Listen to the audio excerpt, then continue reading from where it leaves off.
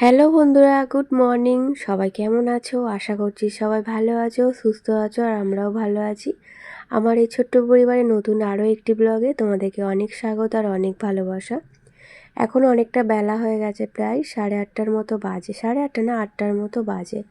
তো উঠেছি ওই 6টা 15 করে। উঠে ঘরের বাসি যা কাজকর্ম ছিল সবটাই করে নিয়েছি। আজকে হচ্ছে সংক্রান্তির পুজো হবে, তাই একটু তাড়াতাড়ি উঠে ঘরের কাজকর্মগুলো করে নিয়ে পুজোর জোগাড় সব করে রেখে দিয়েছি। বাউন ঠাকুর আসবে সেই 9টা 9:30। আর আজকে থেকে মেয়ের স্কুলও খুলবে, তো সব দিক একা হাতে সামলাতে গেলে আমাকে এরকমভাবেই করতে হবে। সকালে উঠে বাসি কাজকর্ম করে নিয়ে ঠাকুরের জোগাড় করে নিয়ে, তো আমার ঘরের পুজো এখনও হয়নি, তো আমার চান হয়ে গেছে। তো তারপরে এই যে রান্নার দিকে চলে এসেছি, কারণ মেয়ে তো 9টার সময় খাবে, খেয়ে ও বেরোবে। তো সেই মতো আমাকে রান্নাটাও করতে হবে। তো যদি না যেত তাহলে আমি পুজো কমপ্লিট করেই রান্নাটা বসাতাম। তো যখন পুজো করতে আসবে তখন নাইটি চেঞ্জ করে হাত পা ধুয়ে নেব, কিছু করার নেই, জানো তো। তো এরকমভাবে আমি করি না, কিন্তু মেয়ের দিকটাও দেখতে হবে। ও আবার স্কুলে যে খাবার দেয় মিড ডে মিলকের, ওটা আবার ও খেতে চায় না, অনেক জোর জবরদস্তি করলেও খেতে চায় না। আজকে টিফিনে দেবো পাউরুটি, কেক আর ডিম। আর ওই ভাত খেয়ে যাবে। আজকে রান্না করব ডিমের ঝোল আর হচ্ছে ভাত, আর ওই একটুখানি করলা সেদ্ধ দেব। এই দিয়ে আজকে দুপুরে লাঞ্চটা সারা হবে। আর একদিকে ভাত বসিয়ে দিয়েছি। আর এই যে এখন তরকারির জন্য সমস্তটা কেটে নেব। কালকে কিছু সবজি কেটে রাখিনি, সবজি বলতে শুধু আলুটাই কাটতে হতো, তো শুধু আলুটা কাটার জন্য আর কালকে ওই জন্য আর ঝামেলা করিনি। একবারে ওই যে একদিকে ভাত বসিয়ে দিলাম, আর চাটা করে কিন্তু আমি রেখে দিলাম ফ্লাক্সে। আর আমি গরম জলও খেয়ে নিয়েছি। তারপরে এই যে তরকারি রান্নার জন্য সবজি কাটছি। তো আলু, পেঁয়াজ, তারপরে টমেটো, ধনেপাতা সমস্তটা একবারে কাটা হলে তারপরে রান্না বসাবো। আর শুধুমাত্র ডিমের ঝোল করব, তো বেশি ঝামেলার রান্না নেই, তাড়াতাড়ি হয়ে যাবে। ওদিকে কিন্তু আমি ডিম সেদ্ধটা বসিয়ে দিয়েছি, দিয়েই তবে এই কাজগুলো করছি। আর আমার জন্য হচ্ছে পেঁয়াজ দিয়ে ডিম ভাজবো। আমার আবার ডিম সেদ্ধ দিয়ে ভাত খেতে ভালো লাগে না, একটুখানি ডিম ভাজা হলে ভাত খেতে বেশ ভালো লাগে। তাই জন্য আর কি আমার একটা আর কি ভাজা করবো, আর বাদ বাকি সবগুলো সেদ্ধ করে নেব। আর আজকের তরকারিটা একবারে দুবেলার মতো করে নিচ্ছি, কিন্তু ডিমটা দুবেলার করবো না, ডিমটা একবেলারই করব। তরকারিটা থাকবে ওই দিয়ে আর কি রাত্রে রুটি খেয়ে নেবো। আর ডিমটা কেন করছি না বলো তো, রাত্রিবেলা একটুখানি মাংস আনতে বলেছি, যেটা দিয়ে আমি পকোড়া বানাবো। তো সন্ধ্যাবেলা না, রাত্রিরের জন্যই আর কি পকোড়া বানাবো। তাই মাংস ডিম সব একবারে খাবো, খেয়ে আবার পেটে সহ্য হবে কি না সেটাও আবার দেখতে হবে। তো সেই কারণে আর কি এরকমভাবে রান্না করছি। আর এই যে দেখো, দুটোর মতো পাউরুটি ছিল, তো ডিম সেদ্ধটাকে গ্রেট করে পাউরুটির ওপর দিয়ে আর কি স্যান্ডউইচের মতো বানিয়ে দিয়েছি। তো স্যান্ডউইচ না, কিন্তু স্যান্ডউইচের মতো। আর দিয়েছি আধখানা ডিম সেদ্ধ, আর একটা গোটা বাবুচি কেক, কারণ এতক্ষণ স্কুলে থাকবে। সকালবেলাও ভাতটা তো একদম পেট ভরে খেতে চায় না, বেলার দিকে হলে তবু একটু ভাত খায়, কিন্তু এত সকালে খেতে হয় বলে না পেট ভরে খেতে চায় না। আর সেই বাড়ি আসতে আসতে 4টে। এতক্ষণ স্কুলের মধ্যে থাকবে, একটু ভারী কিছু টিফিন না দিলে তো আবার খিদে পেয়ে যাবে। তো প্রত্যেক দিনই তো আমি স্কুলে গেলে টিফিন বানিয়ে দিই, তবে আজকে এই সংক্রান্তির পুজোর জন্য আমি ওকে টিফিন বানিয়ে দিতে পারিনি, তো এই টিফিন আর কি করে দিলাম। তো চলো আজকে ব্লগটা সেরকমভাবে রান্নাবান্নার ব্লগ, ঘরের কাজকর্ম সেরকমভাবে শেয়ার করতে পারিনি। তো এইমাত্র এলাম, মেয়েকে 10টার সময়, পৌনে 10টার সময় গাড়িতে তুলে দিয়ে বাড়িতে এসে বাদবাকি যে কাজগুলো ছিল, রান্নার এঁটো বাসন, তারপরে গ্যাস মোছা, সেগুলো করেছি। করে তারপরে চলে গিয়েছিলাম আমার হাজব্যান্ডের সঙ্গে ব্যাংকে। তো আমার ব্যাংকের বইটা একটু গন্ডগোল গন্ডগোল বলতে, আমি যেখানে বই করিয়েছিলাম তখন লকডাউন চলছিল, তো তখন তাড়াহুড়োর মধ্যে করেছিলাম বইটা। তো আমার প্যান কার্ডও করিয়েছিল, কিন্তু প্যান কার্ডটা আমি এখনও পর্যন্ত হাতে পাইনি। তো সেই ব্যাপারেই একটু কথা বলতে যাবে। এখন তো জানো প্যান কার্ড কিছুতেই বেশিরভাগ ক্ষেত্রেই আর কি প্যান কার্ডটা লাগে। আর ব্যাংকের বই নতুন করে করাতে গেলেও প্যান কার্ড লাগবে। তো সেই হিসাবে আমি আর কি গিয়েছিলাম, কিন্তু গিয়ে কোনো রকম কাজ হয়নি। তো ওনারা বললো কিছু করার নেই, এতদিন পর এসছেন কেন, তখন সঙ্গে সঙ্গে আসুননি কেন, এরকম আর কি কথাবার্তা বললো। ওই নিয়ে আর কি একটু মুডটা অফ করে বসেছিলাম এতক্ষণ। এখন ওই 1:30-2টোর মতো বাজে, তো ভাবলাম মুড অফ করে বসে থেকে কাজ নেই, ঘরের যেই কাজগুলো অনেক দিন থেকে পড়েছিল, যেগুলো করব করব ভাবছিলাম, সেগুলো চলো করে নিই। তো বসে থেকে থেকে বাসনপত্র মাজলাম, দুপুরে খাওয়া দাওয়া করে বাসনটা ফেলেও রেখেছিলাম, জানো তো কিছু ভালো লাগছিল না। তো একটা কাজে যখন যাই সেই কাজটা যদি না সম্পূর্ণ হয় কিছু ভালো লাগে না। তো আমার হাজব্যান্ডও বলছিল মন খারাপ করে লাভ নেই, তো মানে দেখছি আমি কি করা যায়, নতুন করে আবার করা যাবে কি না। তো ব্যাংক থেকেও বলে দিল নতুন করে আর নাকি প্যান কার্ড করানো যায় না, জানি না আদৌ হবে কি। তো আমার হাজব্যান্ড খোঁজ নিয়ে আর কি দেখবে। তো এখন এই যে দালানটা একটু পরিষ্কার করতে এলাম। তো মেয়ে নেই, স্কুলে গেছে, ও আসবে সেই 4টে।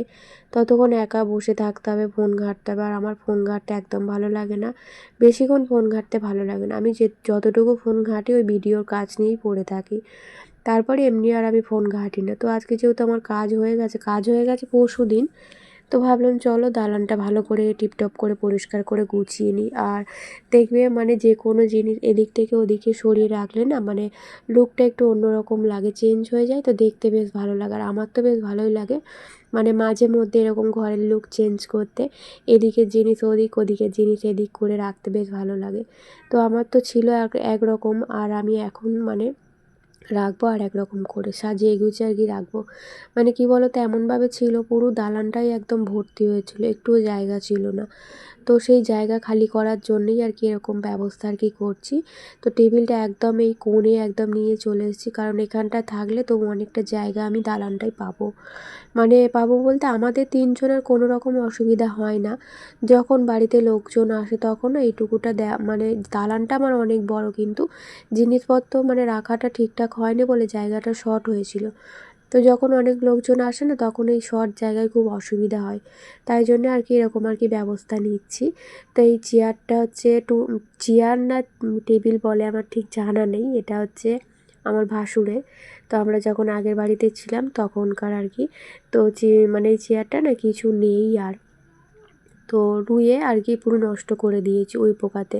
তো আমরা আগে যেখানে ছিলাম সেখানে শুধু ওই উই পোকা, যে কোনো কাঠের জিনিস মানে প্রত্যেকটা আমার কাঠের জিনিস নষ্ট করে দিয়েছে। আমার একটা দামি সোফা ছিল খুব ভালো, বিয়েতে আমার ননদ দিয়েছিল, তো সেই সোফাটা পর্যন্ত পুরো রুইয়েতে নষ্ট করে দিয়েছিল।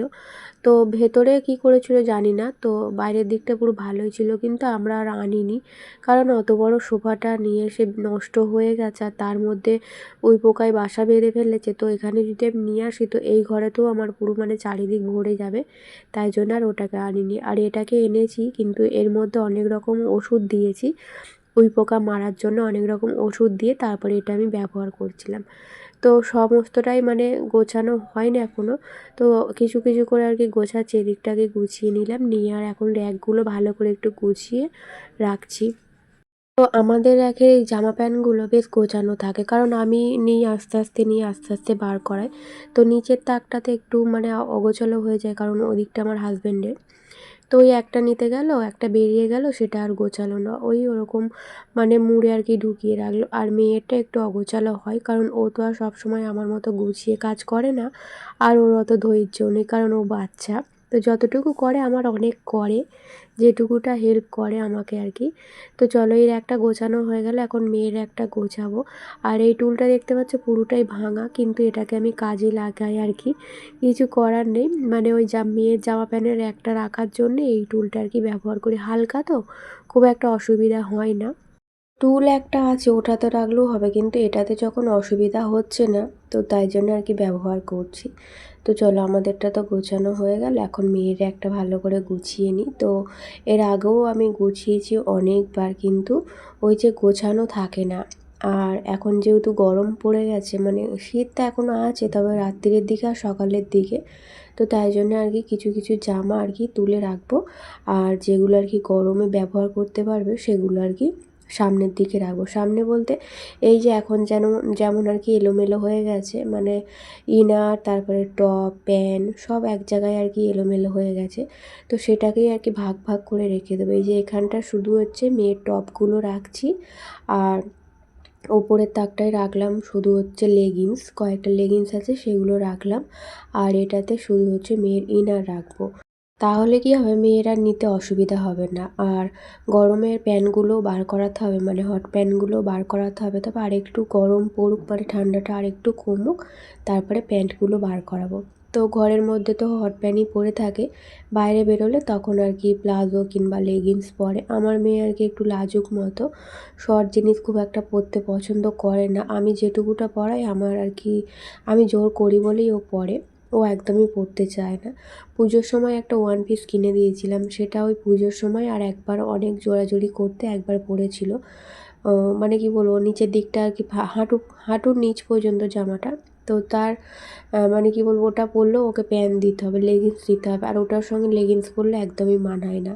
তো পুজো থেকে এখন পর্যন্ত দুবার আর কি পরেছে ওই ওয়ান পিসটা। তাই জন্য ওর জন্য যা কিছু কেনা হয়, প্যান্ট সমেত জামা কেনা হয়, আর ওই লং জামা আর কি গাউন মতো কেনা হয়। ও পছন্দ করে না বলে। আগে আগে যখন ছোট ছিল তখন মানে হট প্যান্ট, তারপরে হট আর কি স্কার্ট, এগুলো আর কি পরতো। তো এখন আর একদমই পরতে চায় না। তো পরলেও মানে কি বলবো, প্যান্ট পরে, লেগিংস পরে তারপরে পরে। যেমন এই কিছুদিন আগে একটা বিয়েবাড়ি গিয়েছিলাম, মানে আমার ভাইয়ের শালির বিয়েতে। তো একটা ওর মানে স্কার্ট আছে একদম শর্ট, মানে শর্ট মতো আর কি স্কার্টটা। তো সেই স্কার্টটা পরেছে, তো এমনি ভালো লাগছিলো, কিন্তু ওর পছন্দ হয়নি বলে আবার একটা কালো লেগিংস পরে তারপরে বাইরে বেরিয়েছে। তো যে যেটা আর কি পছন্দ করে। ওর বাবাও পছন্দ করে না শর্ট জিনিস পরা, ওর বাবা ওই ঢাকাঢুকি দেওয়াই একটু বেশি পছন্দ করে। তো যখন ছোট ছিল তখন কাটাকুটি ড্রেস একটু পরতো, কিন্তু এখন যেহেতু মেয়ে অনেকটাই বড় হয়ে গেছে, তো আমিও আর কি আর ওকে পরার জন্যে কোনো কিছুই জোর করি না। শর্ট জামা বলো, শর্ট প্যান্ট বলো, তো যেটুকুটা পরে একদম পা চাপা আর কি। তো এখন এই যে সমস্তটা গোছানো হয়ে গেছে, ফাইনাল লুক তোমাদেরকে অবশ্যই দেখাবো একদম শেষের দিকে। তো এখন এই যে ঘর দালান সব ঝাড়ু দিয়ে বাইরে সব এগুলো বার করে দেবো। আর ওই যে ক্যারিটা ছিল, ওর মধ্যে অনেক ছোট ছোট ক্যারি রাখা ছিল, কারণ ওই যে সবজির খোসা টোসা ফেলার জন্য না ক্যারি ব্যাগগুলো আর কি খুব কাজে লাগে, আমাদের লাগে আর কি। আমাকে ওই জড়ো করে করে রেখে দিতে হয়, তো একবার অনেকটা হলে আর কি ফেলতে যেতে হয়। যেহেতু আমাদের অনেকটা দূরে বলবো না, আমাদের ঘরের পেছন দিক দিয়ে আর কি ঘুরে যেতে হয়, তাই জন্য ক্যারি ব্যাগগুলো আর কি রেখে দিই।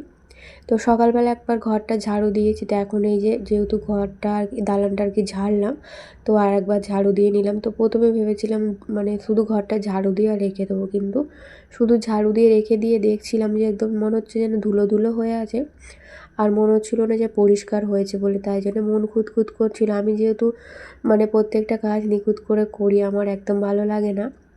তো তাই জন্য আবার এই যে ঘরটা আর দালানটা একবারে মুছে নিলাম। রান্নাঘরটা আর মুছিনি, ঘর আর দালানটা আর কি মুছলাম। তো মোছা হয়ে গেলে বাসনপত্র পড়ে আছে এখনও, সেগুলো একটু মাজবো। বাসনপত্র বলতে এই যে এখানে কয়েকটা বোতল ছিল যেগুলো ইউজ করা হয় না, আগে ইউজ করতাম, তো সেগুলো ধুলো পড়ে একদম নোংরা হয়ে গেছিলো। তো সেগুলো আর কি একটু ভালো করে মেজে নেব, তারপরে ওগুলোতে আবার জল ভরবো। আর কয়েকটা জামা কাপড় আছে সেগুলো গোছাবো। আর এই যে সব সব বোতল খালি না, কয়েকটা বোতল খালি হয়ে গেছে, সেগুলো ভরে আর কি এখানটা গুছিয়ে রেখে দেবো। টেবিলটা একটু ফাঁকা করতে হবে, আর এই টেবিলের মধ্যে বোতল আরে থাকলে না দেখতে একদম ভালো লাগে না। তো টেবিলটা আমার পরিষ্কারই আছে, শুধুমাত্র এই বোতলগুলো নামিয়ে দিলে হয়ে যাবে। আর মেয়ে এখনও স্কুল থেকে আসে না, তবে আমার এই যে কাজকর্ম হয়ে গেলে ওকে আবার আনতে যেতে হবে। তো ও তো এতটা রাস্তা একা হেঁটে আসতে পারবে না, পারবে আসলে দুপুরবেলাটা তো মানে রাস্তায় লোকজন থাকে না, আর ও কুকুরকে প্রচুর ভয় করে, তাই জন্য আর কি আমাকে আনতে যেতে হবে। ওদিকটাও একা চলে আসবে, একা বলতে অনেক বন্ধুবান্ধব থাকে, ওদের সঙ্গে চলে আসবে, আর এদিকটা আর কি আমাকে আনতে যেতে হবে। তো এই যে সমস্ত বোতলে এখন বসে বসে ভরে নিলাম, নিয়ে তারপরে হচ্ছে জামা প্যান্টগুলো যেগুলো শুকনো হয়ে গেছে সেগুলো তুলে রেখেছিলাম, এখন এই যে ভাঁজ করে নেওয়া। দেখতে বেশ সুন্দর লাগছে না? তো আমার বেশ ভালো লাগে, কিন্তু আমার ঘরটা তো আমি চেঞ্জ করতে পারি না, মানে ঘরের জিনিসপত্রগুলো এদিক থেকে ওদিক সরাতে পারি না, যেহেতু আমার ঘরটা খুব ছোট, আর পাখাটা এমন জায়গায় আছে মানে খাট যে একটু এদিক ওদিক করবো, গরমের সময় আবার হাওয়া লাগবে না। তো সেই কারণে আর কি আমি ঘরটা কোনো রকম লুক চেঞ্জ করতে পারি না। এই যতবার করি দালানটা, রান্নাঘরটা, এগুলো আর কি চেঞ্জ করি। ভালো লাগে মাঝে মধ্যে এদিক সেদিক করলে না ভালো লাগে। আজকে তো রাত্রিরে রান্নাবান্নার ঝামেলা নেই বলবো না, ওই যে তোমাদের বললাম তো পকোড়া বানাবো, তার জন্য আর কি মেয়েকে স্কুল থেকে নিয়ে এসে মাংসটা ফ্রিজ থেকে বার করে রেখে দেবো নর্মাল হলে, তারপরে ওই বিকেলবেলার দিক করেই মানে ম্যারিনেট করে মাংসটা রেখে দেবো, তাহলে কি হবে একটু ভালো হবে, অনেকক্ষণ মানে মাখানো থাকলে না জিনিসটা ভালো হয়। তো চলো এই যে আমার ফাইনাল লুক তোমাদের একবার দেখিয়ে দিলাম। কেমন লাগছে অবশ্যই কমেন্ট করে জানি। আমার তো খুব ভালো লাগছে। বেশ মানে দালানটা অনেকটা ফাঁকা রয়ে গেছে, মানে অনেকটা জায়গা পাওয়া গেছে, বেশ ভালো লাগছে। এই জায়গাটা সবথেকে বেশি সুন্দর লাগছে। তো বন্ধুরা চলো আজকের ব্লগটা এই পর্যন্তই। সবাই ভালো থেকো, টাটা।